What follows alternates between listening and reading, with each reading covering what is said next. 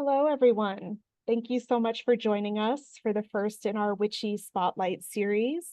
My name is Olivia Tufo. I'm the Manager of Community Engagement and Development for WICHE's Academic Partnerships. The WICHE Spotlight series are 30-minute webinars in which we share resources or initiatives in development, grant work, research, and events from across the 4 units at WICHE. This month, we are joined by Lindsey Downs, Assistant Director of Communications and Community for WCET, who will be sharing information about new Department of Justice regulations on web accessibility. Some brief housekeepings before we dive in. This Zoom is structured as a webinar, so you're welcome to use the chat to introduce yourself or use the Q&A box to submit questions throughout the session. I want to share with you that this session is being recorded, and I will distribute the recording of the slides no later than Friday, September 20th.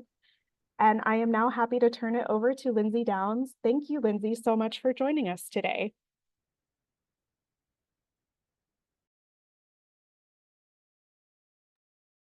Hi, everyone. I'm so happy to be here as well. Thank you for the warm welcome. And I am, as Olivia said, here to just chat a little bit about the WCET work that's been going on related to accessibility and the new accessibility regulations that were recently released by the Department of Justice. A little bit about who we are for WCET. We are the leader in the practice, policy, and advocacy of digital learning in higher education. We're a member-driven organization, and our membership's made of colleges, universities, organizations, and companies. And we work with that community to improve the quality and reach of digital learning programs. Our vision, which means a lot to me and means a lot to my team members as well, is to advance learner access and success through post-secondary digital learning, for a more equitable world. And we achieve that through our events, such as our annual meeting, or we offer pretty much monthly webcasts.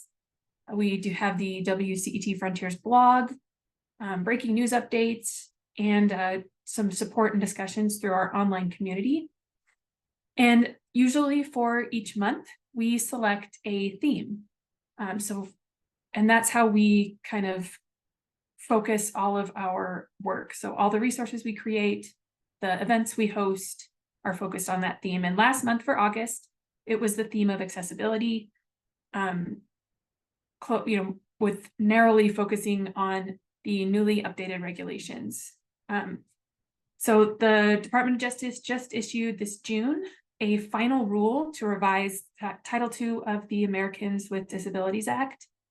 These revisions recognized WCAG 2.1 AA criteria for digital content and devices for public entities. And what that basically means is that public entities, like public institutions of higher education, have to make sure that their web content and mobile app type products are accessible. And as I said, it went into effect June 24th, but the compliance is not due until over the next couple of years. The rule indicates that public entities will be responsible for adhering to those accessibility standards, which we'll talk to you about in a little bit, even if the services are offered through a third party. So you'd have to consider your learning management system, your website, mobile apps, even if someone is using YouTube content or social media. There are some compliance exceptions, and I'll give you a resource that goes over those in a little bit. We've explained those a lot more in a document that we provided, and then a blog post as well. The date that these institutions need to be compliant is, as I said, it's dependent on the population that the institution serves. Larger entities, so those that serve a total population of 50,000 or more, must comply by April 24th, 2006. And the smaller entities get an extra year. They have to, if they serve a population of less than 50,000, then they need to comply by April 26, 27. The total population, as I had a little note there, is not the institution's population, but it's the population of the area that the institution itself serves. I'd like to chat a little bit now about the WCAG standards that the ADA now recognizes as those accessibility requirements for these entities.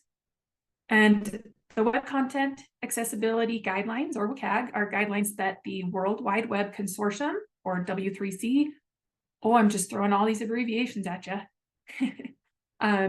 have published. They're based on 4 main principles: that content should be perceivable, operable, understandable, and robust. And underneath those principles, there are 13 guidelines, which are statements that can help make your content accessible. So these guidelines are things like offering text alternatives for non-text information, alt tags, providing enough time for users to navigate content, especially if they're having to use some sort of an assistive device, and making sure that content is compatible with those devices, different browsers, different options like that. These guidelines are meant to help. I think you could go to the next slide.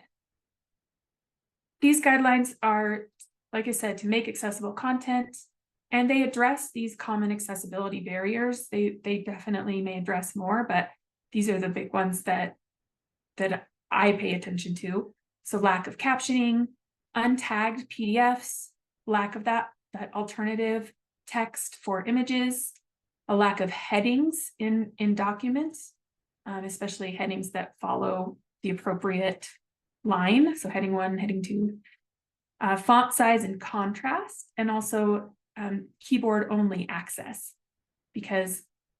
or no keyboard only access, because a lot of your users aren't going to be able to use a mouse, so they need to use a keyboard to access that content.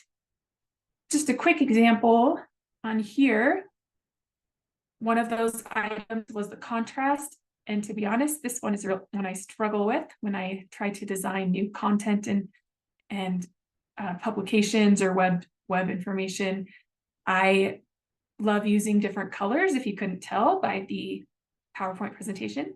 And so this is a tool I use quite frequently. It's from WebAIM, which is an excellent resource and a group of experts that we've worked with a lot on some of our content. And if you take the color value of the color that you're working with, so in this case, I have this dark blue for the background, and then I chose white for a foreground. Funny that I then used yellow over here.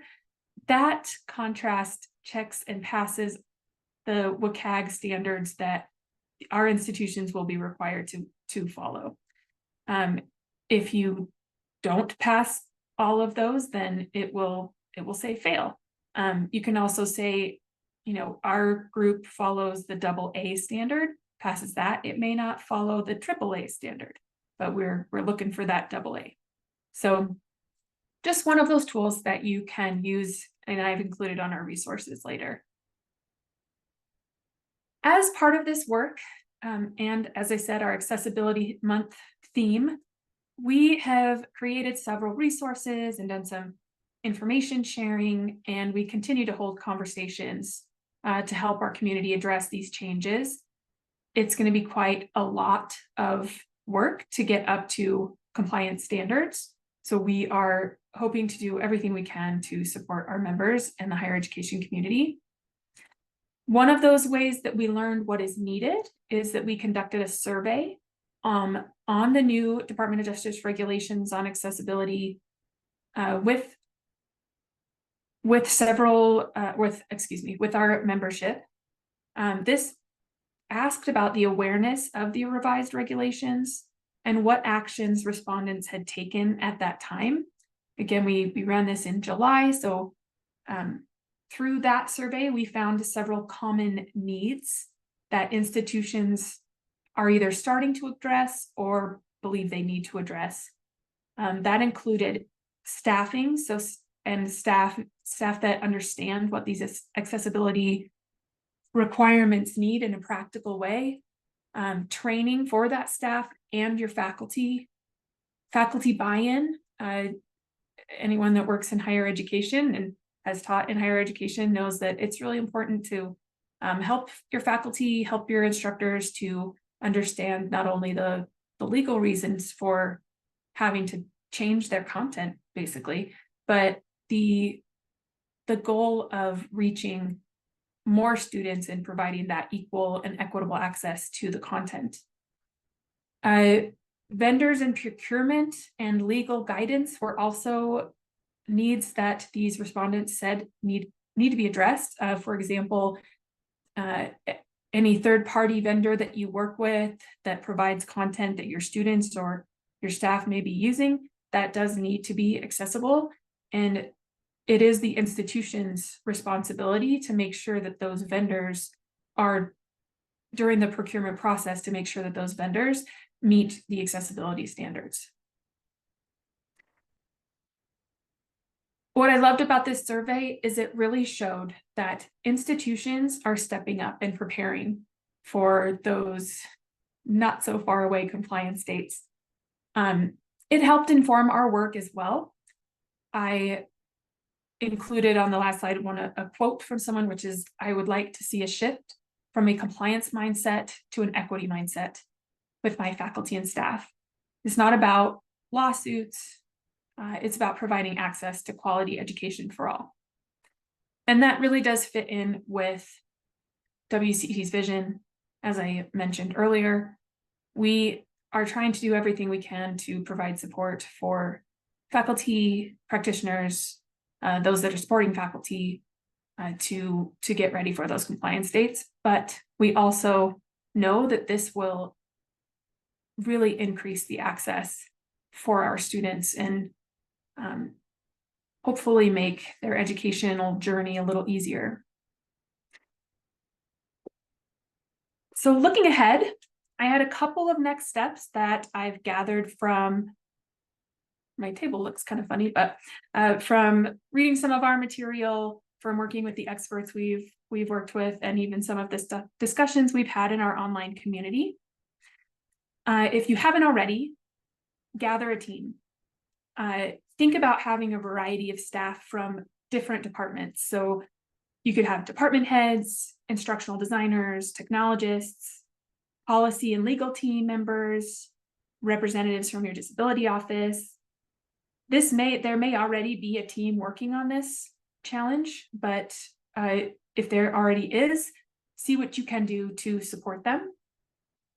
The next step would be to do an accessibility audit so you understand where you're working from.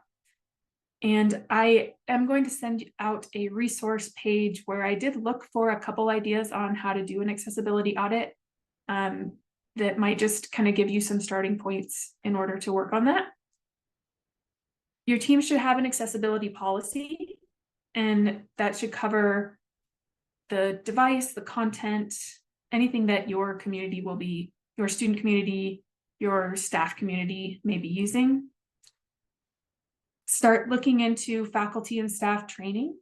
There may be different levels of this training. So you may be training some individuals to be remediating PDFs and getting those ready to be used by screen readers. You may be training some people in those other guidelines. So the contrast, having alt text, having all of those types of design elements that can go into a document early or a web page early so that it's accessible when it is published. And then you would be having maybe more of a broad and general training for faculty and staff so that they're keeping this content in mind and can look for help and understand where to look for help when they do need available assistance. And then I'd actually love your thoughts on this. I did read a few articles that talked about involving students, and I saw a couple of different options for involving students, whether it was working with students that are already associated with your disability office, your Office of Disabilities, to ask them what they need and what else would be beneficial for them. involving students as student workers to help with some of the, either the audit or the remediation for content. So going back and checking and fixing the contrast, adding the tags to the PDFs. And I would be really interested to hear from an institution that is doing that and how it's going. I think that's a great idea. As I said, we do have some resources for you, and I'm going to ask Olivia to send out a little handout that has these all linked out for you. I'm happy to share the slides too, but here's some of the content that we created last month, and we are still working on additional content. This first one is a member-only resource. It's called Access for All, the New Accessibility Rules for Public Entities. And it is a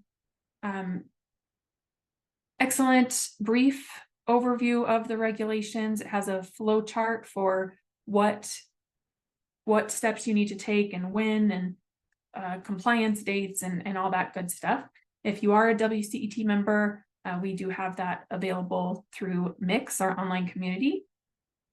We worked, it was last year, with Teach Access and iDesign to create a closer look document at creating accessible content. The WCET Closer Look guides are just kind of small overviews of some narrow topic where we provide related definitions, kind of takeaways for the reader, DEI and policy considerations, accessibility considerations for that topic. Typically, these are member only, but we released this one to the public due to our collaboration with Teach Access and iDesign. Every month, or most months, we have a WCET Closer Conversation. These events are small, they're virtual hosted conversations, and they're open to members only. We do limit the seats. Typically, it's 50 to 75 people each time, and August was specifically focused on the new accessibility guidelines. Our Chief Strategy Officer, Van Davis, and Judith Sebesta from Sebesta Education Consulting, who works with us on a lot of our accessibility content, facilitated that discussion. And we will have, while we don't record them because we want them to be just conversations in the moment where people can ask questions that they need to get answered and not really be nervous about what might happen with the recording. We will have those in the future. So if you remember, I highly recommend that you check out those different topics that are coming in the future. We had several Frontiers blog posts. We did a Department of Justice regulation overview. We had WebAIM collaborate with us to talk specifically about those WCAG or Web Content Accessibility Guidelines and those requirements for digital content. And then we have a blog post that went more directly over that survey that we conducted with our members. And so you can see a little bit more information about that survey.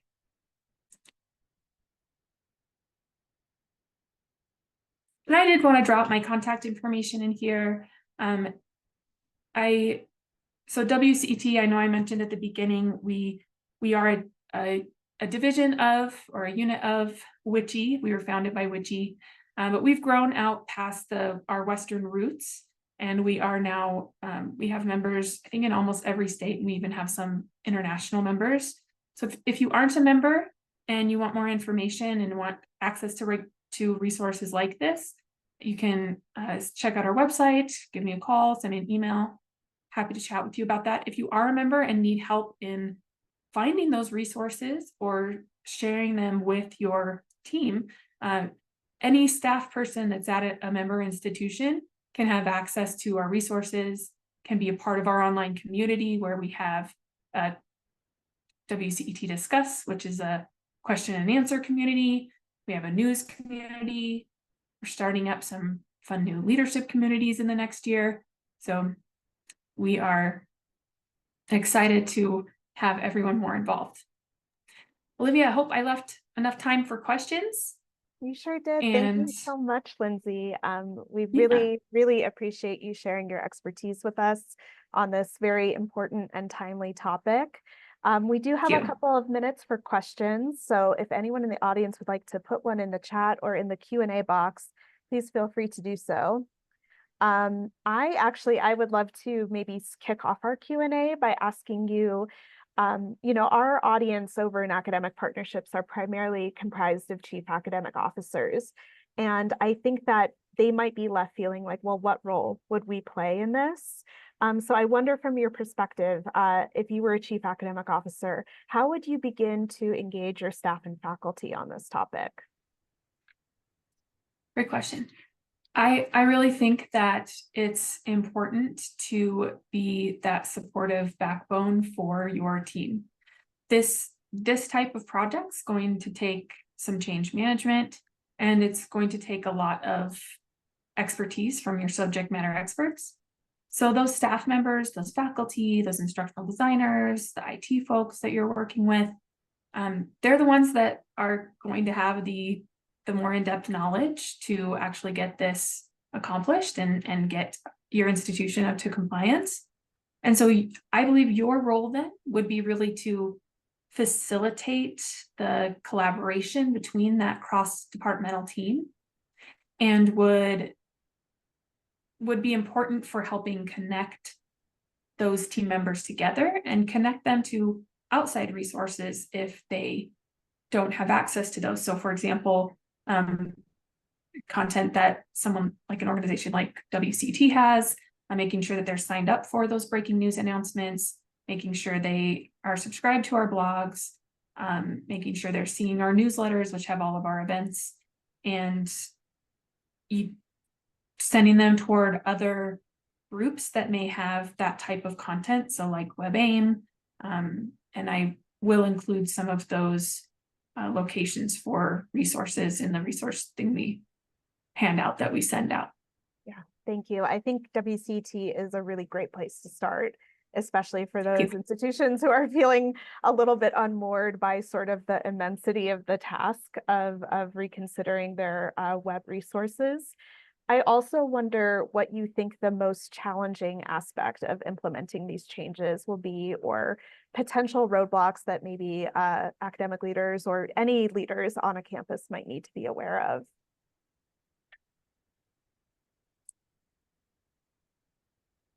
I think the most challenging aspect will be the remediation. And I think just the time to get that content up to the accessible standards. And so maybe that's another way that our leaders can support those individuals that are going to be doing that, is understanding that they will need the time to do that, and the resource hours to do that as well. The training hours, professional development.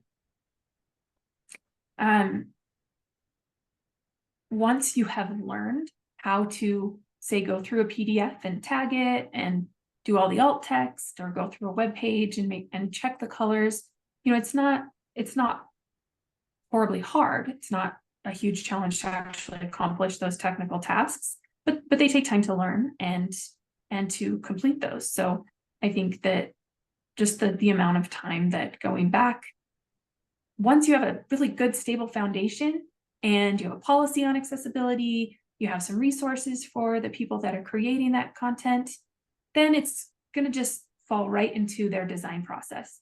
And if you make it accessible from the go, then you don't have to go back and fix it later, and it's just much easier.